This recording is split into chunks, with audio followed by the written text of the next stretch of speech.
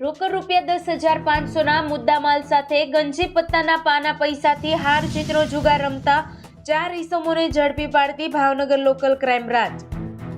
ભાવનગર એલસીબીના સ્ટાફના માણસો ભાવનગર શહેર વિસ્તારમાં પેટ્રોલિંગમાં હતા તે દરમિયાન બાતમી મળેલ કે ભાવનગર મોખડાજી સર્કલ પાસે આવેલ અમિત કોમ્પ્લેક્સના પાર્કિંગની દિવાલ પાસે જાહેર જગ્યામાં અમુક માણસો ભેગા થઈ હાથ કાપનો હાર જીતનો જુગાર રમે છે.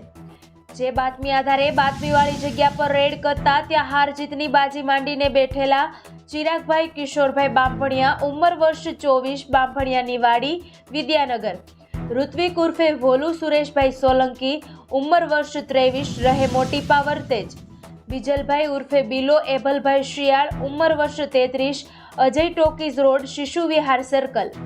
કિશનભાઈ અશોકભાઈ ચૌહાણ ઉંમર વર્ષ 30 રહે સૂર્યાવાળો ચોક ખેડૂતવાસ હાજર મળી આવતા આ તમામ વ્યક્તિને જુગારના પટમાં રહેલ રોકડ રૂપિયા 10,500 તેમજ જુગારના સાહિત્ય સાથે ઝડપી લઈ તમામ વિરુદ્ધ જુગાર ધારા હેઠળ ગુનો નોંધી કાયદેસરની કાર્યવાહી કરવામાં આવી હતી.